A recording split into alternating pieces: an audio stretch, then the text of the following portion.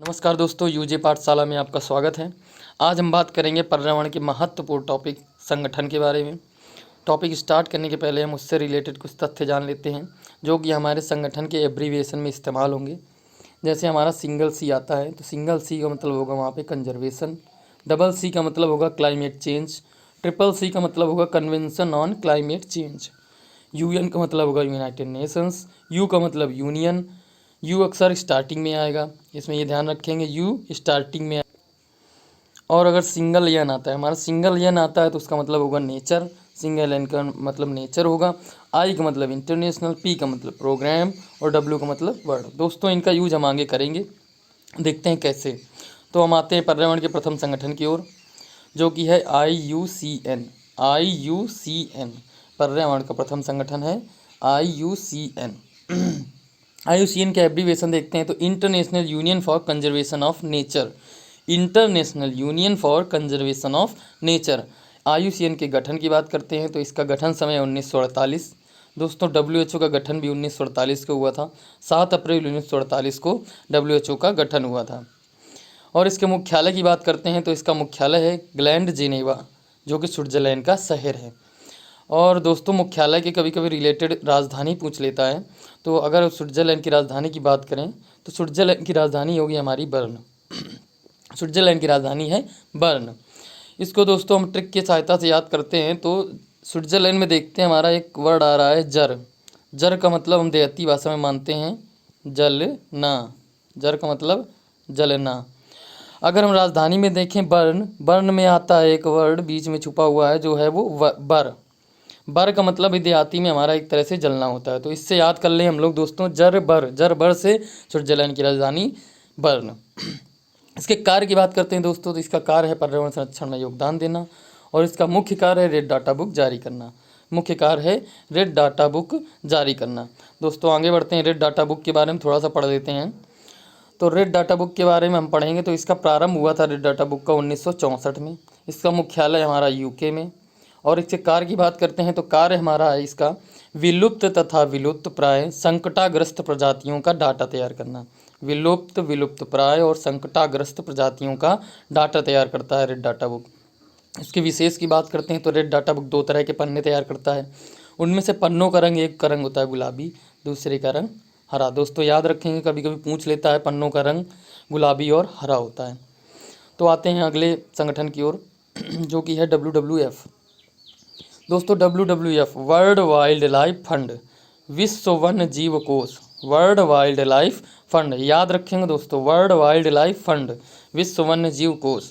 इसको कभी कभी world wild fund for nature भी कह सकते हैं। तो दोस्तों याद रखेंगे, कोई भी ऑप्शन आए इनमें से दोनों में किसी को एक टिक कर सकते हैं आप। इसके समय की बात करते हैं तो WWF के गठन समय हमारा 1961। 1961 को WWF का गठन हुआ था। इसका मुख्यालय याद करें तो मुख्यालय हमारा है ग्लैंड जिनेवा। अभी बताया था दोस्तों ये स्विट्जरलैंड का शहर है। स्विट्जरलैंड की राजधानी बताई थी बर्न। इसके सिंबल की बात करते हैं तो WWF का सिंबल हमारा ब्लैक एंड वाइट पांडा या इसी को जाइंट पांडा कहते हैं। और हिंदी में इसको विशालकाय पांडा भी कह सकते हैं। याद रखेंगे दोस्तों, विशालकाय पांडा भी कहते हैं। इसके कार्य की बात करते हैं तो WWF का कार्य है वन्य जीव संरक्षण हेतु, वन्य जीव संरक्षण के लिए कोष इकट्ठा करना। वन्य जीव संरक्षण के लिए कोष इकट्ठा करना। दोस्तों याद रखेंगे ये। दोस्तों इसका सिंबल है वाइट पांडा। तो इस पांडा के बारे में हम लोग कुछ थोड़ा सा पढ़ लेते हैं। तो पांडा के बारे में पढ़ेंगे, या ठंडे प्रदेशों में भालू के समान, कैसा दोस्तों, भालू के समान पाए जाने वाली एक प्रजाति है। भालू के समान पाए जाने वाली एक प्रजाति है और यह चीन में पाया जाता है। कहाँ पाया जाता है? चीन में पाया जाता है। इसका भोजन बांस तथा कोपले है। इसका भोजन बांस और कोपले है और यह 15 से 16 घंटे सोता है। दोस्तों याद रखेंगे, पांडा के बारे में कभी कभी क्वेश्चन आ जाता है तो इसका जो 15 से 16 घंटे यह सोता है। तो आते हैं अगले संगठन की ओर जो कि है ग्रीन पीस। ग्रीन पीस, इसके गठन समय की बात करते हैं तो इसका गठन हुआ था 1969 में। 1969 में और भी कई सारी चीज़ें हुई थी, उनको थोड़ा सा देख लेते हैं। जैसे इसरो का गठन हुआ था, CISF का गठन हुआ था और प्रथम परमाणु बिजली घर जो तारापुर महाराष्ट्र में है इसका भी स्थापना हुई थी। और 14 बैंकों का राष्ट्रीयकरण भी 1969 में हुआ था। और 1969 की बात करते हैं तो मानव प्रथम बार चंद्रमा पर भी पहुंचा था, जो यूएसए द्वारा पहुंचाया गया था, अपोलो 11 यान द्वारा पहुंचाए गए थे।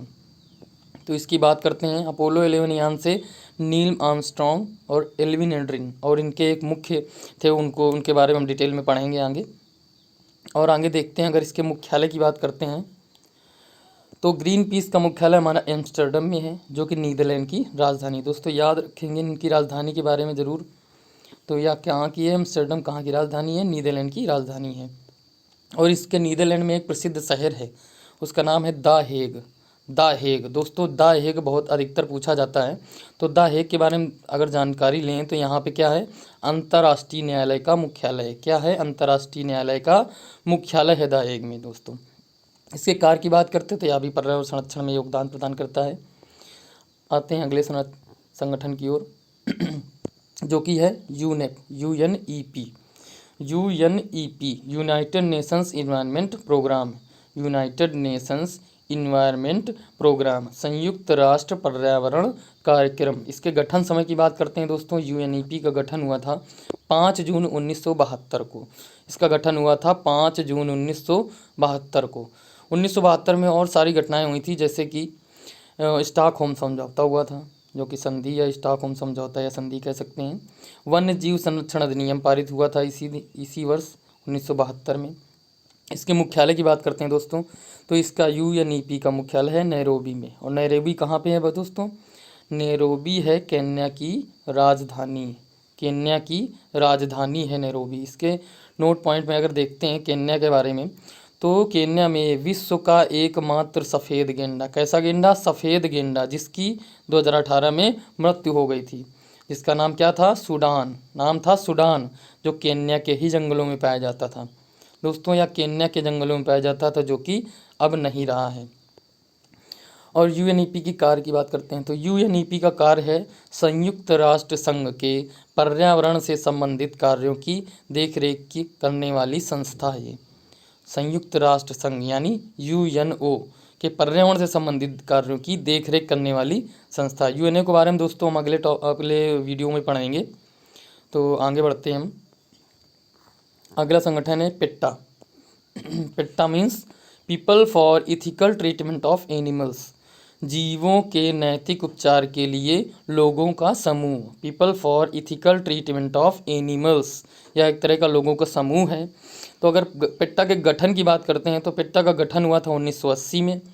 पेट्टा का गठन हुआ था 1980 में। कब हुआ था? 1980 में। इसके मुख्यालय की बात करते हैं तो पेट्टा का मुख्यालय हमारा वर्जीनिया में है, जो कि हमारा यूएसए में है। कहाँ पे? अमेरिका में है। और इसके सिंबल की बात करते हैं दोस्तों, याद रखेंगे, सिंबल जरूर याद रखेंगे। पेट्टा का सिंबल क्या है? दौड़ता हुआ खरगोश। दौड़ता हुआ खरगोश है पेट्टा का सिंबल। और इसके कार्य की बात करते हैं तो यह पशु या जीव के अधिकारों के लिए लड़ने वाली संस्था है पेट्टा। पेट्टा क्या है? जीवों के अधिकारों के लिए लड़ने वाली संस्था है पेट्टा। इसके विशेष की बात करते हैं तो आता है चाइनीज मांझा, जलीकट्टू, कंबाला, बैलगाड़ी दौड़ आदि क्रूर त्योहारों पर प्रतिबंध लगाने वाली संस्था। इससे समझ में आता है कि यह जीवों के लिए लड़ने वाली संस्था है, जीवों का भला चाहती है ये संस्था। तो आइए आगे बढ़ते हैं दोस्तों अगले संगठन की ओर। IPCC, IPCC inter governmental panel on climate change, inter governmental panel on climate change, जलवायु परिवर्तन के लिए अर्ध सरकारी संगठन। या दोस्तों अर्ध सरकारी संगठन है ये। तो आईपीसीसी के गठन की बात करते हैं तो गठन समय इसका 1988। मुख्यालय इसका है कहाँ पे दोस्तों? जेनेवा में। अभी हम लोगों ने पढ़ा था जेनेवा कहाँ है? स्विट्जरलैंड का शहर है। स्विट्जरलैंड की राजधानी भी हमने पढ़ी थी, क्या है? बर्न। स्विट्जरलैंड की राजधानी बर्न है। तो आगे बढ़ते हैं। कार्य इसकी आईपीसीसी के कार्य जलवायु परिवर्तन से संबंधित डाटा तैयार करना तथा सरकार को इसके प्रति सचेत करना। क्या करना? सचेत करना। सरकार को ये सचेत करती है संस्था। और इसके विशेष की बात करते हैं तो 2007 का नोबेल पुरस्कार जो है, 2007 का नोबेल पुरस्कार इसी को मिला था। मीन्स आईपीसीसी को ही 2007 का शांति का नोबेल पुरस्कार मिला था। आते हैं अगले संगठन की ओर। UNFCCC, UNFCCC United Nations framework convention on climate change, United Nations framework convention on climate change, जलवायु परिवर्तन के लिए संयुक्त राष्ट्र संघ का रूपरेखा। और इसके गठन की बात करते हैं तो इसका गठन समय 1992। दोस्तों यूएनएफसीसी का गठन है 1992। इसके सचिवालय है हमारा वान शहर जर्मनी में। जर्मनी का प्रसिद्ध शहर है वान शहर, इसका सचिवालय वहीं पे है। और इसके कार्य की बात करते हैं दोस्तों, यूएनएफसीसी के कार्य की बात करते हैं तो जलवायु परिवर्तन से उत्पन्न समस्या तथा उसके समाधान से संबंधित रूपरेखा तैयार करता है। इसके विशेष की बात करते हैं, इसका निर्माण पृथ्वी सम्मेलन 1992 में किया गया था। याद रखेंगे दोस्तों, पृथ्वी सम्मेलन भी 1992 को हुआ था, ये भी इससे याद हो जाता है। पृथ्वी सम्मेलन के बारे में डिटेल में पढ़ेंगे अगले वीडियो में, तो अभी याद रखेंगे पृथ्वी सम्मेलन 1992 में यूएनएफसीसी का निर्माण किया गया था। दोस्तों आते हैं अगले संगठन की ओर, जो कि है जीटीए ग्लोबल टाइगर एजेंसी। इसके गठन की बात करते हैं तो इसका गठन हुआ था 1994 को। मुख्यालय हमारा इसका दिल्ली है, नई दिल्ली, जो कि भारत की राजधानी है। कार्य बात करते हैं तो यह बाघों का संरक्षण करता है। दोस्तों बाघों के बारे में अभी हम देख लेते हैं। जो 2018 में इनकी गणना हुई थी तो बाघों की संख्या भारत में 2967 मिली है, 2967। और इसमें से हमारे भारत के राज्य हैं जो मध्य प्रदेश, उसमें सबसे अधिक बाघ पाए गए हैं। दोस्तों आगे आते हैं एनजीटी हमारा अगला संगठन है। NGT means national green tribunal, राष्ट्रीय हरित न्यायाधिकरण। इसके गठन समय की बात करते हैं तो 2010 में एनजीटी का गठन हुआ था। कब हुआ था दोस्तों? 2010 में एनजीटी का गठन हुआ था। मुख्यालय हमारा इसका भी नई दिल्ली है, एनजीटी का मुख्यालय नई दिल्ली है। इसके कार्य की बात करते हैं तो पर्यावरण से संबंधित सभी विवादों का निपटारा करता है हमारा एनजीटी। कैसे? पर्यावरण से संबंधित विवादों का निपटारा करता है हमारा एनजीटी। इसके विशेष की बात करते हैं तो पर्यावरण से संबंधित मामलों के लिए यह हाई कोर्ट का दर्जा प्राप्त करता है। एनजीटी हमारा हाई कोर्ट है एक तरह का पर्यावरण से संबंधित मामलों के लिए। इसके अध्यक्ष, प्रेजेंट में इसके अध्यक्ष हैं आदर्श कुमार गोयल जी, याद रखेंगे दोस्तों। आते हैं अगले संगठन की ओर, जो कि है आईएसए इंटरनेशनल सोलर एलायंस। दोस्तों इंटरनेशनल सोलर एलायंस, इसका मतलब है अंतर्राष्ट्रीय सौर संगठन। इसके गठन समय की बात करते हैं तो इसका गठन, आईएसए का गठन हुआ था सन 2015 में। हाल ही में, मतलब 3 साल पहले हुआ है, 4 साल पहले। तो आईएसए का गठन हुआ हमारा 2015 में। इसका स्थान, आईएसए का स्थान जो है वो है हमारा फ्रांस की राजधानी पेरिस में। याद रखेंगे दोस्तों, फ्रांस की राजधानी पेरिस में इसका स्थान है। और इसके मुख्यालय की बात करते हैं तो हमारे भारत में इसका मुख्यालय गुरुग्राम अथवा गुड़गांव, जो कि हरियाणा में पड़ता है, वहाँ पे इसका मुख्यालय है आईएसए का। इसके विशेष की बात करते हैं तो आईएसए का मुख्य कार्य सौर ऊर्जा को बढ़ावा देना और उसके प्रति जागरूकता लाना। याद रखेंगे दोस्तों, ये संस्था सौर ऊर्जा को बढ़ावा देती है और उसके प्रति जागरूक करती है सबको। और आईएसए में सम्मिलित देशों की संख्या हमारी 121 है। और इसमें सामान्यतः विषुवत रेखी देश हैं। विषुवत रेखी का देश का मतलब जो विषुवत रेखा के आसपास पाए जाते हैं। और विषुवत रेखा के आसपास पाए जाने वाले देशों के ही इसमें सम्मिलित क्यों किया गया दोस्तों, तो उसको ध्यान रखेंगे। विषुवत रेखा के आसपास हमारा सूर्य की किरणें लंबवत पड़ती हैं, जिससे हमें वहाँ पे सोलर एनर्जी यानी सौर ऊर्जा हमें अधिक प्राप्त होती है। इसलिए आईएसए का में 121 देश जो हैं विषुवत रेखी देश हैं। विषुवत रेखी देशों को ही शामिल किया गया इसमें।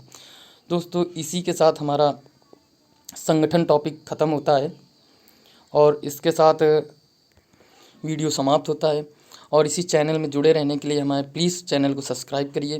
वीडियो अगर अच्छा लगा हो तो इसको लाइक करिए, शेयर करिए और इसमें जुड़े रहने के लिए और प्लीज़ कमेंट में बताइए कैसा लगा आपको वीडियो। और इसी के साथ हम मिलते हैं अगले टॉपिक पे। जय हिंद दोस्तों।